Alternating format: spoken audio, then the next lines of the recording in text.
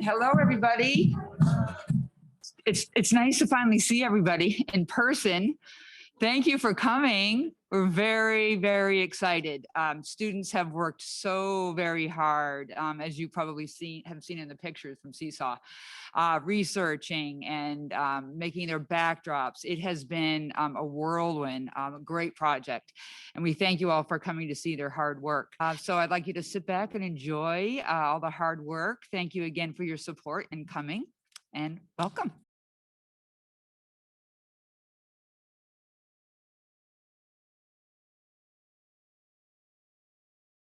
The British are coming, the British are coming, I yelled. I was born in Boston on December 31st, 1734. I was named Paul Revere. I love Boston. It was so busy and filled with people and shops. My dad was a silversmith. When I was older, I worked at the silversmith shop. I had 7 siblings. Before I became a silversmith, I went to school until I was 13. As a silversmith, I learned to make silver coins into silverware, buckles, teapots like that one, and more. I love the job. 2 years later, I joined up with some friends and we started a bell ringers club. This was part of what helped me warn people about the British. However, in 1754, my dad died and I had to take over his silversmith shop. I was getting lonely, so 3 years later, I married Sarah Orne. After I married her, we had 8 kids.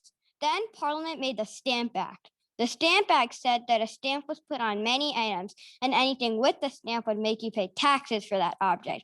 Lots of colonists got angry with the British. I was angry too. Suddenly in 1771, my wife Sarah Orne died. I still had 8 kids to care for. This was going to be hard. My neighbor Rachel Walker sometimes offered to take care of them. It was the fall of 1773 and I married her. We had 8 more children. Now I had 16 children. Soon after, the British put taxes on tea. The British were taking it too far. On December 16, 1773, some colonists threw tea in the water. That way, the British wouldn't get the money for the tea. This is known as the Boston Tea Party. It was the fall of 1774, and I met with some leaders. We decided to fight against the British. At first, I started by carrying letters and news between Boston and Philadelphia. We wanted to know if the British were going to war with us, so I sent some spies to find out. In 1775, the spies reported that the British were. We had to warn the other colonists somehow. Me and the Sons of Liberty thought up a plan. I would ride to Charlestown. Someone would hang 1 lantern if the British came on the main road and 2 if they arrived by boat. On April 18th, everyone found out that the British were in Boston. The British were going to Concord. The British would pass right through Lexington. Samuel Adams and John Hancock were there. I was sent to Lexington to go and warn them. If they were found, they could be killed. I rode off on my horse. 2 men were waiting for me at the river to take me across. There was a large British boat guarding the river, but me and the other 2 men snuck past the boat. I rode all the way to Lexington. I stopped at some houses to warn people about the British. People remember me saying, "The British are coming, the British are coming." It was close to midnight when I got to Lexington. John Hancock brought me in. I told John Hancock and Samuel Adams the news. I headed to Concord with William Dawes and Samuel Prescott. We warned more people on the way. We were halfway there and a group of British soldiers captured us. William Dawes and Samuel Prescott escaped, though my horse and I couldn't. I was sent back to Lexington. We heard gunshots outside, and I told the officers it was to warn people about the British.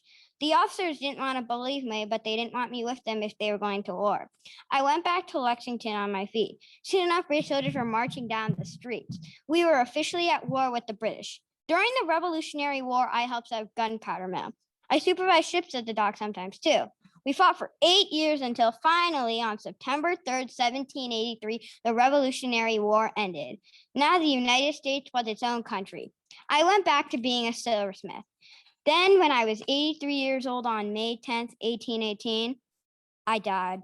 After I died, Henry Wadsworth Longfellow wrote a poem about me.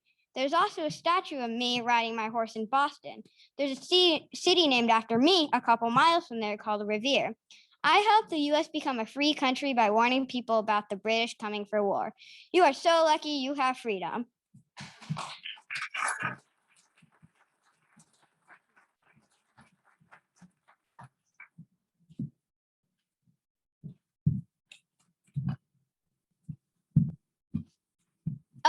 just love inventing things. What would you invent if you were an inventor? Well, I invented the paper bag phoning machine. Oh, hi. My name is Margaret Knight. I was born in 1838 on Valentine's Day in York, Maine. I love to make toys for my brothers. They called me a tomboy, but I ignored that. After my father died, my family moved to Manchester, New Hampshire. Me and my brothers worked at a textile mill.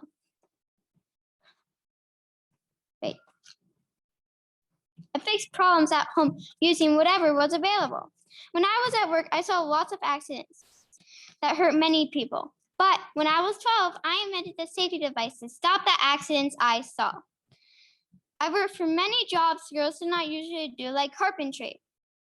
I did not go to school, but I was very smart in different ways. Then I went to work at a paper bag company. In 1868, I invented the paper bag folding machine. I was super tired of the paper bags not having flat bottoms, and I thought making paper bags from hand was tiring. First, I sketched my ideas. Workers were not sure my invention would work, but I went to work on it anyway. I went to a local shop and worked with a machinist to keep improving it.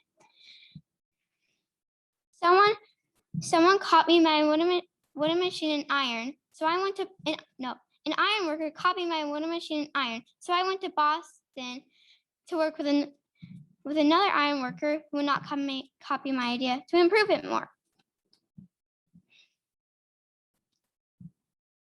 Then I sent it to the model. Then I sent the model to the U.S. Patent Office. Someone saw my new sketch and quickly copied it. They sent it to the U.S. Patent Office. He claimed it was his invention. So I hired a lawyer to help me prove that was my idea and my sketch. I got all the models and all the sketches and shown them to Washington, D.C. A little while later, in 1871, I won the patent. Yay!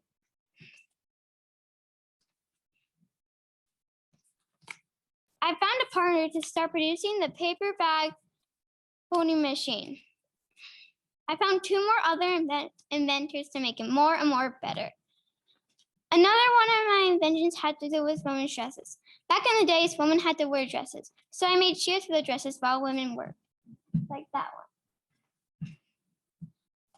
I was given lots of awards in my lifetime. In 2006, I was honored in the Inventors National Hall of Fame.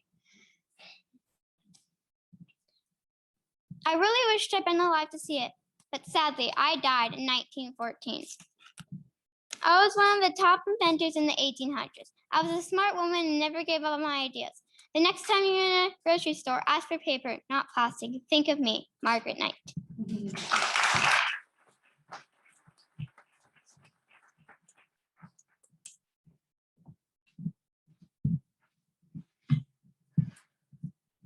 Magazine and newspaper articles titled The Bravest Woman in America, which was also the name I was known for that went down in history. It was 1842 when I was born in Newport, Rhode Island. I was named Ida Wally Zoraida Lewis. I had two brothers and a sister who loved me truly, a mom who was hardworking, and a dad who had just became a lighthouse keeper. I didn't go to school, so when my dad went to the lighthouse, he taught me how to row a boat and light the lighthouse beacon. Then one day when I was 15, the lighthouse board decided to have us move into the lighthouse. Suddenly, my dad fell ill, and I had to row my siblings to school. I also had to prepare food for them. That night, I lit the lighthouse beacon, and I did it every night. One stormy night, I saw 4 foolish boys fooling around on a boat. Just then, one of them climbed up onto the mast, and the boat flipped over. I rushed to my boat to save them because they couldn't swim. I was rowing so fast towards the boys. I quickly pulled them out of the water and into the boat. They were shivering. So when I got to the lighthouse, my mom and I took them into the house to warm up. Once the harbor was safe and the boys were well, I rowed them back to their town they lived in. After that, tons of newspapers in Rhode Island had articles about my daring rescue at sea. Before you knew it, news about me was all over the nation. Now I was meeting a lot of famous people. I even met Ulysses S. Grant. Also, in my honor, my town gave me a brand new rowboat with red velvet cushions. Next, I got married to William Wilson, the lighthouse keeper of Black Rock in 1870. So then I had to go to Black Rock with him. In 1872, I got homesick. I got a divorce, so I returned to Lime Rock. As I got older, I saved 18 to 25 lives at sea. Sadly, I died in 1911. That same night, in honor of me, ships went to Newport, anchored their boats, and rang their bells in the rhythm of the waves. They also changed the name of Lime Rock to Ida Lewis Rock. They also changed the name of the lighthouse to Ida Lewis Rock Lighthouse. I am so proud of what I did to save others and at the same time contributed to women's history.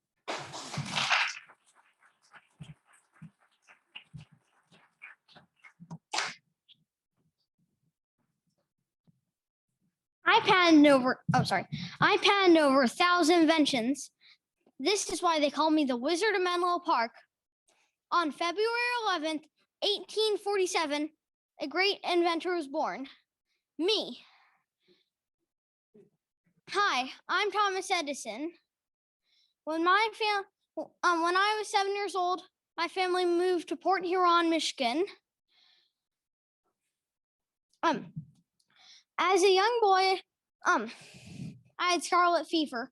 That made me partly deaf. In my free time, I love playing with stuff and doing inventions. I began work at age 12 selling newspapers. 3 years later, I was taught to use the telegraph. I quit school to be homeschooled instead.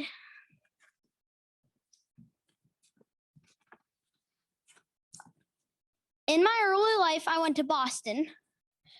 There, in 1862, I worked as a telegraph operator.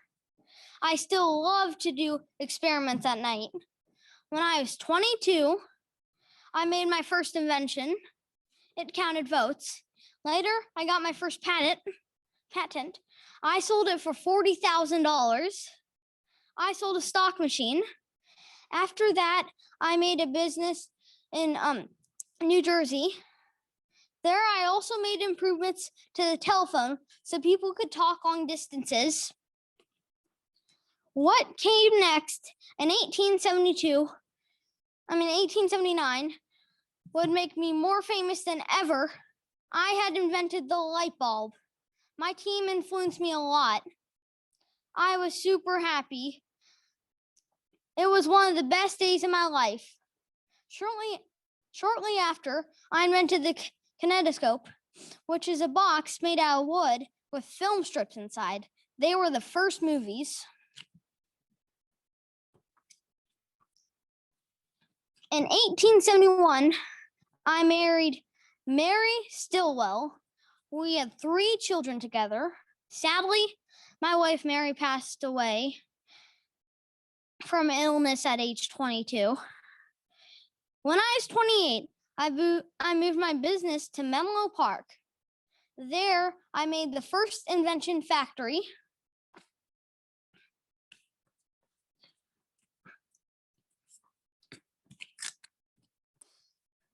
Okay. I retired. I'm sorry. Okay. I married Mina Miller in 1886. We had 3 children together. 1 year later, I made the phonograph. In 1914, I combined the kinetoscope with the phonograph. I also made electrical pen and electrical railway. I retired, which gave me more time with my family. I died on October 18th, 1931. Some museums have honored me with much of my work. I was a competitive man who never gave up. Remember me when you flip a light switch.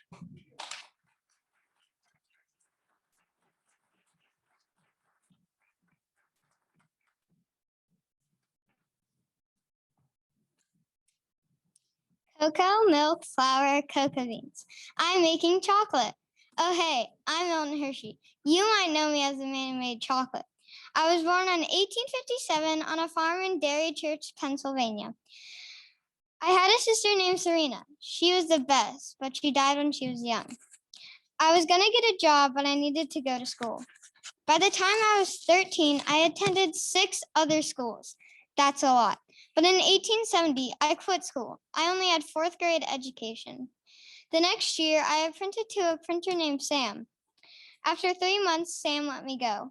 I started working at an ice cream shop that also sold candy. Finally, I found a job that I liked. By the time I was 18, Royer, who was the owner of the shop, taught me so much I felt like I could open up my own candy shop. There, I opened up a taffy shop in Philadelphia, Pennsylvania. I was so proud of my shop. After a while, my business failed. Can you believe that? I was very sad, and I also felt ashamed. So in 1882, I moved to Denver, Colorado. There, I started a candy making business in Chicago. My boss taught me how to make caramels. Then I moved to New York to make caramels. In 1886, I moved back home to Lancaster, Pennsylvania to start over. People loved my caramels, so I had to expand my business. By the year of the 1900s, I had over 1,000 employees. I made a huge factory. Soon I hired some people to help me make chocolate. I felt inspired to make my own chocolate, so I did. I went to Germany to discover how to make it. This is the first time I saw chocolate being made. I wanted to make chocolate to coat my caramels. Chocolate was very expensive, and I wanted everyone to be able to buy it. I bought chocolate making equipment and brought it back to Lancaster to put in my factory. While I was busy creating, I found this amazing woman, Catherine/Kitty Sweeney, in a sweet shop in New York. After we spent a while together, we married on May 25th, 1898. Since me and Kitty could not have kids, I opened up a school. I invited orphan boys. Me and Kitty loved kids, so after they graduated from our school, we gave them $100. So unlike me when I was little, they could start a great life. And eventually, I sold my caramel business in the year of 1900 for $1 million. So in 1902, I bought a lot of land in Pennsylvania to build a new chocolate factory. Around my factory, I built a town I named Hershey. My town had homes for my workers, school for the children, post offices, and golf courses, and a zoo and an amusement park. Unfortunately, in 1910, Kitty came down with a very bad disease. I mean, very bad disease. Sadly, on March 23rd, 1915, my wife died. After that, I started to go to Cuba, where I learned more about using sugar in my chocolate. I also built a sugar refinery. There, I helped their economy. The Cuban government gave me the Grand Cross of the National Order in 1933. I sold the refinery in 1946. Later, my company was renamed the Hershey Foods in 1968. Today, it's called the Hershey's Company. I did a lot for people in my years. The Hershey Trust gives money to people in need. In 1935, I built a foundation for MS Hershey Foundation, which supports education and cultural needs in the Hershey area. I invented a Hershey bar just for wartime soldiers. In 1963, my trust gave land to the start of College of Medicine. The college started a hospital called the Milton S. Hershey Medical Center. I died on October 13th, 1945 in Hershey Hospital. Now I hope you remember me as the man who invented chocolate.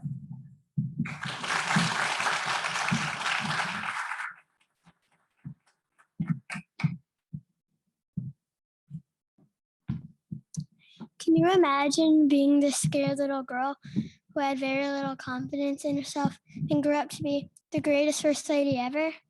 Well, I can, because I was that little girl. I was born on October 11th, 1884.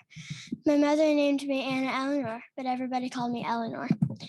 My dad's name was Elliot, and my mom's name was Anna. I often looked so serious that my mom called me Granny. My dad called me my little golden hand, Little Nell. I loved my dad so much. When I was just 3, me and my parents sailed to Europe on a ship called the Britannica. When we were still kind of close to New York, something terrible happened. The ship hit a rock and the boat sank. But me, my dad, my mom, my aunt, and my doctor were all right. Me and my family sailed to Europe again, but it was peaceful. While we were in France, I went to live at a French school run by nuns while my mother was preparing for my youngest brother to be born. Then, on June 2nd, 1891, my brother was born. My parents named him Hall. Shortly after, my mom died. I went to live at my grandmother's house. 2 years later, my dad died. I was very, very sad.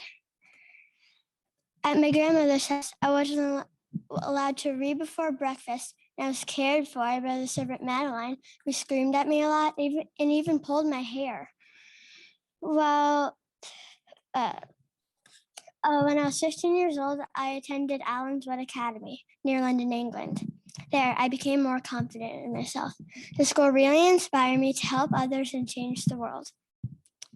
Me and my distant cousin, Franklin Roosevelt, were very close. Soon, we started dating. Me and Franklin worked together on helping some of the poorest people in the city. Soon after, we married on March 17th, 1905. Between 1906 and 1916, me and Franklin had 5 children. In 1929, Franklin became the governor of New York. Then, in 1932, he ran for president and won. I became the 32nd First Lady. I had to do some of Franklin's work. He had polio. He couldn't get around easily. Franklin was elected 4 times for president, so the more time he had, the more I could do. Later on, Franklin died in 1945. I tried to find ways to keep working in politics, so I started working for the United Nations. In 1948, I helped write the UN's Universal Declaration of Human Rights. This was one of my most important accomplishments. In 1952, I left the UN. In my later years, I kept on speaking out to help people. I gave lots of speeches and I wrote about important issues in newspapers and magazines. I also wrote some books about my life. Unfortunately, I died on November 7th, 1962. I was buried next to Franklin in a rose garden. In 1968, my life was honored with the UN Human Rights Prize. There's a statue of me in the UN building in Switzerland. I was known as the greatest First Lady. I love to help others, and I set a great example for all future First Ladies of the United States of America.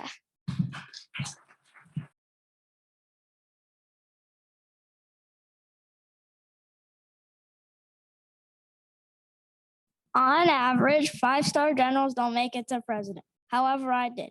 I was also the best military general in all of history. 99.99% don't make that.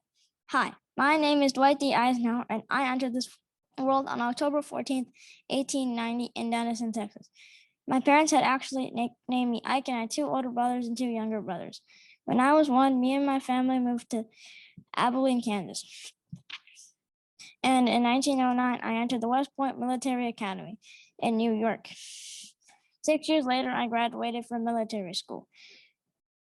And 1 year later, I married me down on July 1st, 1960.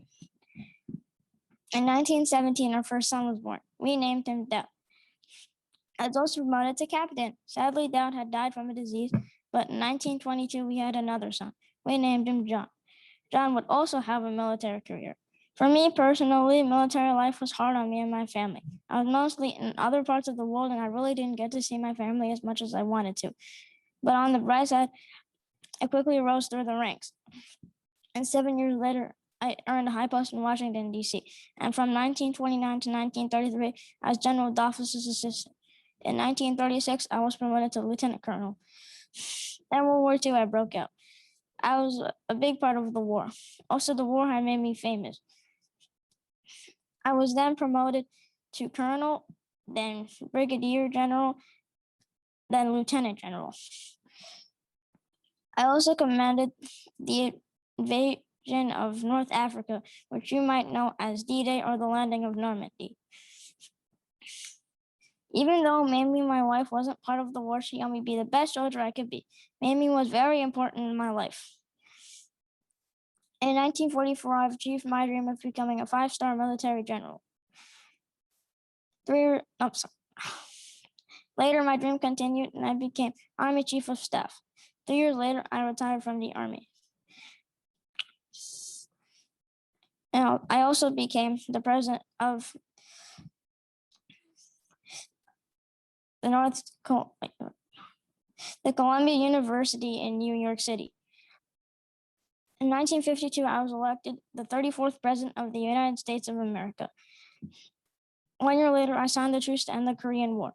In 1955, the year the polio vaccine was discovered, I suffered a heart attack, but I still was elected for my second term as president. After my second term, John F. Kennedy was elected President of the United States of America. I wished him good luck and headed home. After my retirement as president, I wrote 3 books. You would probably really want to read them, but on March 28th, 1969, I died of heart failure. Even though I died, my legend still lives on today. I am known for being the greatest military general in all of history and for being a great president. And if it hadn't been for me, you may be speaking only German.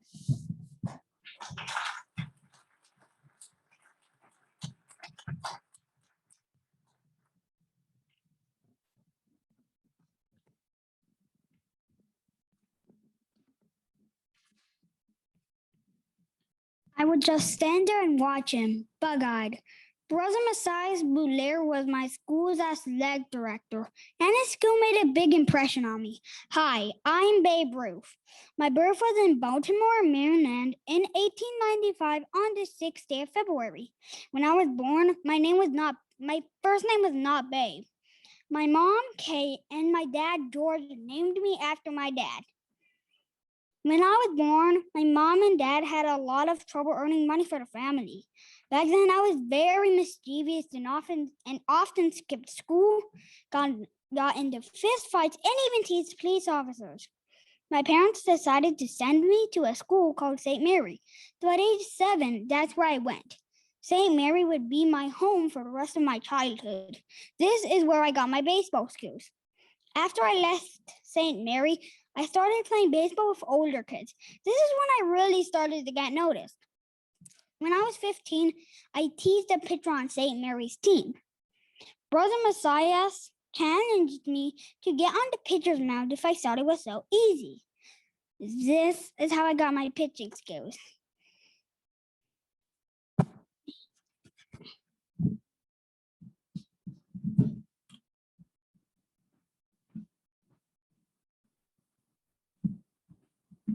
After seeing me play, Jack Dunn wanted me to join his team, the Orioles. I was called Babe as a joke. Soon, I changed my first name to Babe. Then Dunn started to sell some players to avoid bankruptcy. So, in July 1914, I joined the Red Sox. I started seeing a lady named Woodford and we married. After the season, Frazee, the owner of the Red Sox, needed more money to pay off debts. So he sold me to the Yankees for $100,000 in cash and a loan of $300,000. Since he sold me, the Red Sox finished last in the next 11 seasons. On the other hand, the Yankees had the best hitter in the big leagues. I needed to adjust to my new team first. In exhibition games, I failed to hit home runs and often stayed out very late every single night. I don't room with him. I room with his suitcase, my roommate said to a reporter when he asked me what I was like. Then in 1925, Woodford and I separated. We had a three-year-old daughter named Dorsey who stayed with me. I began seeing a widow named Sandra. 2 years before, the Yankee Stadium opened. It was nicknamed the house that Ruth built. There, I hit .393 that year, and we defeated the Giants. Well, back to the presents. Since I had a rough childhood, I was kind to children. One time, I visited an 11-year-old boy named Johnny Sylvester and told him I would hit him a home run. I hit 2, and he felt better. Soon, I knew that my days of baseball were over. I retired from baseball at age 40. I was inducted into the National Baseball Hall of Fame. Sadly, my death was on August 16, 1948 at age 53. My death was due to cancer. I lived a short life and was a great baseball player, but the most important thing I learned was that it took one thing to do it all: courage.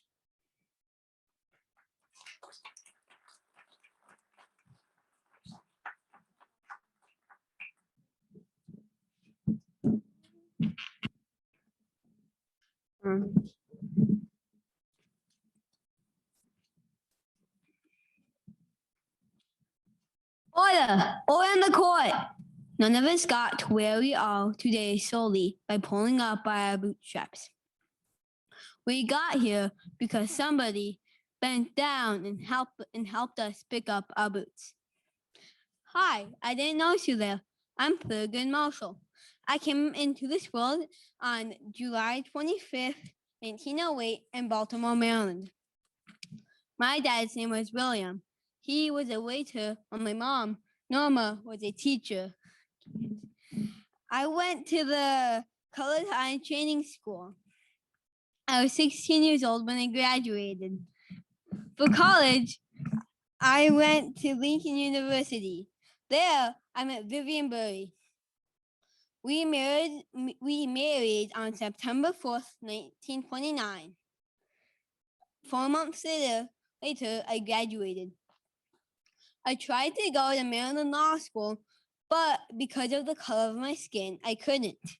Instead, I went to Howard Law School. I graduated in 1933. In 1935, me and the dean of Howard Law School, Charles Houston, took a case up against the University of Maryland. An African American wanted to study law there, but he couldn't go because of the color of his skin. I won the case for him, and so he went there. In 1936, I was hired as a full-time lawyer for the NAACP. 6 years later, I won the Smith vs. Allred case. It ended a Texas law that kept blacks from voting in some elections. In 1948 and 1950, black students from Kansas, South Carolina, Delaware, Virginia, and Washington, D.C. were turned away from all white schools. They sued. In each case, the state courts decided that school segregation was legal. They refused to change the system. Me and other NAACP lawyers appealed to the state court's decisions. The Supreme Court combined them all into a big one called Brown versus Board of Education of Topeka. I argued that white-only schools made black people feel unequal. Their education suffered. I had just won one of the most important cases in the history of the United States and in my career. 3 years later, the Supreme Court made school segregation illegal, but it only involves schools. 1 year later, Rosa Parks, A Black woman in Montgomery was arrested for taking a white person's seat on a segregated bus. I argued for her and won. This case also went down in history. Sadly, my wife died from cancer in February. Later that year, I married Cecilia Suyak. 5 years later, I was ready for a change.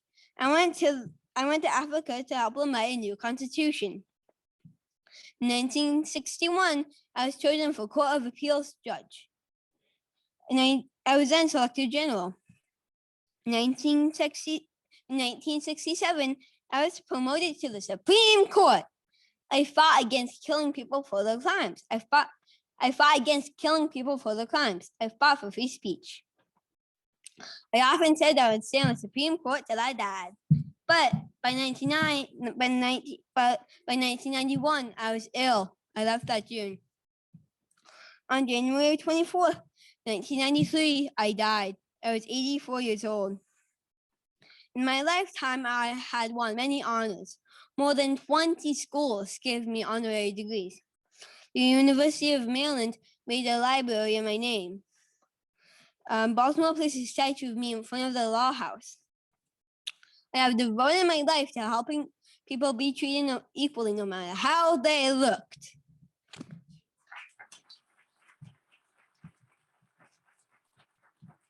Thank you. Thank you.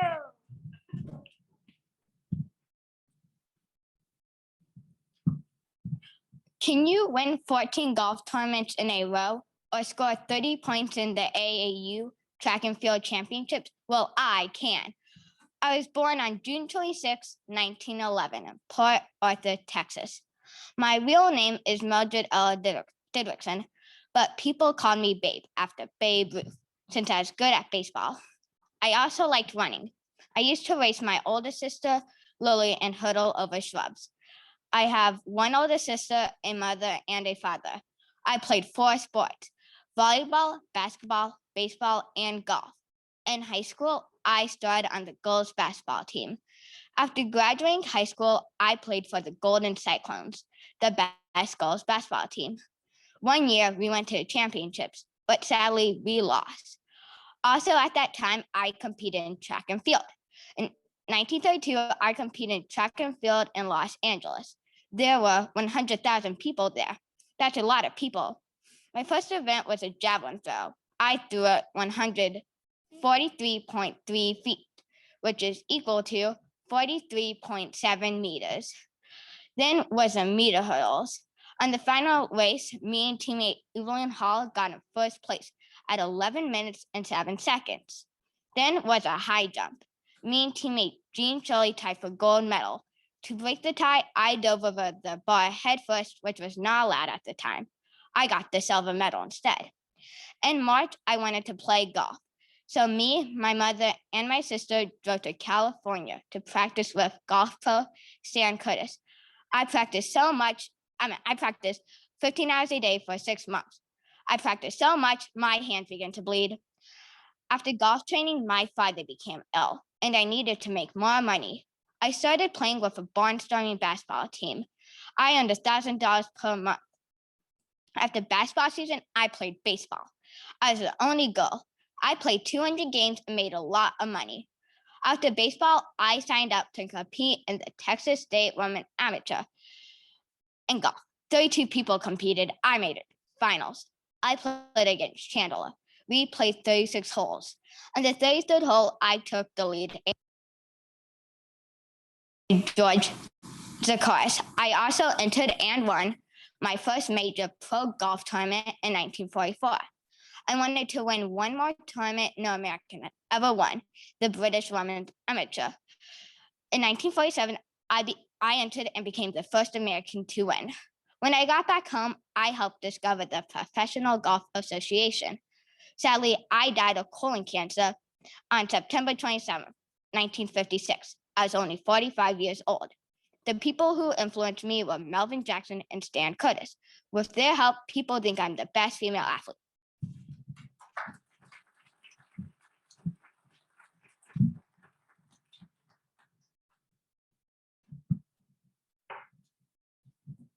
I walked to the last seat on the right side of the judge's bench. That is the seat for the newest justice. For the first time in the 191-year history of the Supreme Court, a woman sat behind the bench. I am Sandra Day O'Connor. I came into the world in 1930. I celebrate my birthday every year on March 26th. I was born in El Paso, Texas. My parents named me Sandra. My mother taught me how to read by the time I was 4. I have one younger brother and one younger sister. We moved to a ranch in Arizona where we had no running water or electricity. When I was in high school, I learned very quickly. I even skipped 2 grades. I graduated from high school when I was 16. I started college at Stanford University in California. At first, I wanted to be a cattle rancher, but Professor Rathman, who was a lawyer, suggested I try something else. He was the reason I wanted to become a lawyer. I graduated with honors from Stanford Law School. In 1952, I married lawyer John O'Connor. We moved back to Arizona and had 3 sons. I could not find a law firm. Finally, a lawyer offered me a job as a secretary, but I turned it down. Instead, I worked as a law clerk for attorney's office. This was a government job, and I found I liked public service. I found it hard to get a job because I was a female. There I opened a law firm. Later on, I served as a state senator. I was also elected majority leader of the Senate. I decided I wanted to return to law instead of politics. In 1979, I was a lawyer on the Arizona Court of Appeals. Later, I became the first woman on the Supreme Court. I ruled on many important cases. Later, in 1981, President Reagan appointed me to the U.S. Supreme Court. Even when I had breast cancer in 1988, I kept working. I took my chemotherapy treatments on Fridays, so I did not miss any court days while I was sick. In 2003, I won my first Role Model of the Year. In 2005, I retired to take care of my ill husband. I still judge some federal cases. Sadly, my husband died in 2009. Today, I am still alive and I'm 90 years old. All of the important things I've done and all of my hard work made me one of the most powerful and amazing female judges in America.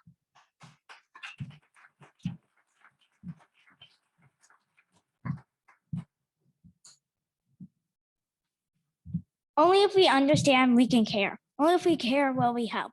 Only if we help, shall they be saved. A quote I made in speech. The day I started living in this world was April 3rd, 1934, in London, England. I got a stuffed animal chimpanzee named Jubilee.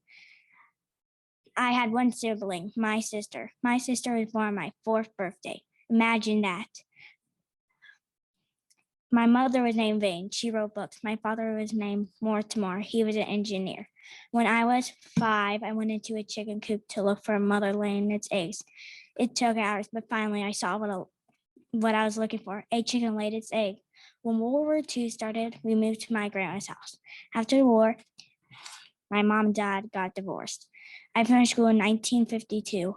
I worked to go to Africa because one of my friends finally, in 1957, I got to go to Africa. One of my friends invited me to a party. I paid to go on the boat. It was my birthday when we got off the ship. I saw a giraffe. It was not in a cage. It was the best birthday present ever. At the party, I met a famous scientist, Dr. Louis Leakey. His job was to work for fossils. He said I could work for him by studying chimpanzees. The only thing I was scared of was leopards. Did you know that chimpanzees make tools? Well, I do because I saw them do it. Chimpanzees also groom each other and play together. I named the chimpanzee David Graybeard because he had a gray beard. In 1960, I moved to a reserve in Africa to watch chimps more. While in Africa, my mom stayed with me. After a few weeks, me and my mom got sick from malaria. Thankfully, we both recovered, but we had to stay in our beds for 2 weeks. Dr. Louis Leakey wanted me to be on the news. He got someone who could take the photos of me and the chimpanzees. I said no. I brought my sister instead, but the news didn't like it. I had to work with Hugo Van Lincoln. In 1964, I got married to Hugo Van Lincoln. On our wedding cake, it had David Graybeard and other chimps. In 1965, I got into Cambridge University. I got a PhD. Now I'm Dr. Jane Goodall. A few years later, me and Hugo had a son. We nicknamed him Grub. After that, me and Hugo got divorced. In 1977, I created the Jane Goodall Institute. I made a program called Roots and Shoots for kids. It helped kids learn about nature. I got married again. His name was Derek Bryson. He was a member of the Tarzan government, but sadly he died of cancer in 1980. In 2002, I was named the United Nations Messenger of Peace. Today, I am 86 years old. I speak around the world about chimpanzees and how to help and preserve their environment. Going to Africa and helping animals was my dream, and I achieved it.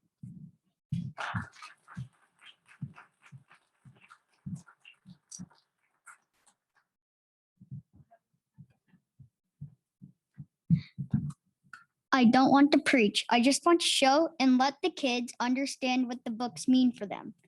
Kids understand my books, and that is what I want them to do. Hi, I am Mo Willems. I was born on February 11th, 1968 in Des Plaines, Illinois. 4 years later, I moved to New Orleans, Louisiana. As a young child, I loved to doodle. I also really loved the Peanuts comic strip. I even wrote a letter to Charles Schulz. I said that I wanted a job when he died. My parents were Dutch immigrants. They had moved from the Netherlands. In high school, I made comic strips for the school newspaper, and I also did stand-up comedy. I went to London for one summer, and I found out what made people laugh. In 1990, I graduated from the New York University, where I studied filmmaking and focused on animation. Soon, I realized I wanted to work just on animation. After college, I didn't get a job right away. For a whole year, I traveled by myself. I met all kinds of people. I visited 30 countries. Every day, I sketched in my notebook. In 1993, I moved to Brooklyn, New York. There, I continued to make movies, doodle, and sketch. In 1993, I got a job for Sesame Street. In 1997, I married Shell Camp. In 2001, we had a daughter named Trixie. In 2002, I stopped working for Sesame Street. I had won 6 Emmy Awards for it. In 2003, I wrote Don't Let the Pigeon Drive the Bus. It was a hit and my first book. In 2004, I wrote Knuffle Bunny, a cautionary tale. It is about something that happened to my own daughter. In 2006, my notebook was turned into a book called You Can Never Find a Rickshaw When It Monsoons. In 2007, I released the first Elephant and Piggy books. In 2011, I released Don't Let the Pigeon Run This app.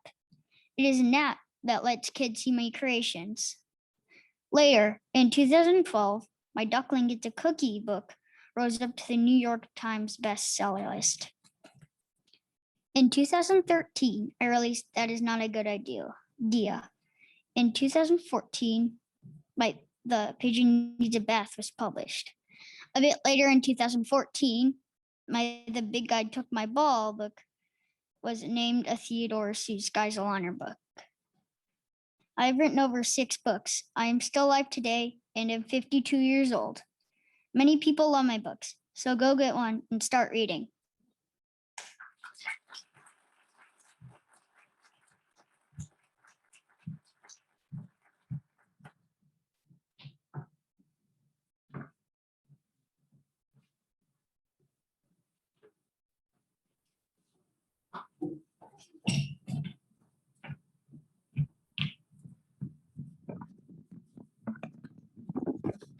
Well, normally we would have the students come out here and we could applaud them all. You can kind of turn around and you can see some of the students and from their performance. So let's give them a big round of applause. You did an outstanding job representing the famous person that you spoke about. And a big thank you to Mrs. Saide. I don't I can't see Mrs. Saide. Maybe she's upstairs with the others, but let's give her a big round of applause. And finally, it's wonderful to have you back on campus. As you remember, a year ago, the state float was the last event that we had before COVID hit in spring break. And it was almost exactly a year ago when you were here and you were here in the theater and then up in the classrooms.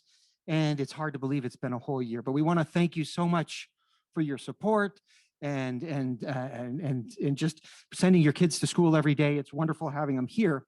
And I was thinking that while they were speaking earlier today, we had our junior speeches, and that's a big part, kind of a capstone part of our senior school. Every junior gives a speech of their choice, and it's about 4 to 6 minutes. And so earlier today, they were in here giving their speech, and I was thinking, wow, in 8 years, these kids that were doing such a fantastic job on stage are going to be giving their junior speeches. So you'll be back here in 8 years watching their junior speeches, but you'll be back much more, and we can't wait when you can come back and be part of the classrooms and come for your kids' lunch in the dining hall and be part of our community, because we've certainly missed everybody this past year, but we've enjoyed having your kids here, and thanks for sending them and all the restrictions that come with it. And again, a special thank you to our COVID response team, because this is the first lower school invitation we've been able to extend to parents. And at each turn, Mr. Hunker and Janet Fireman and Becky Hoagland, our nurses, when the third grade team said, hey, would it be possible? They were like, yeah, let's make sure we can do this. So thank you so much again. Let's give the students and Mrs. Saide, there she is, one more round of applause.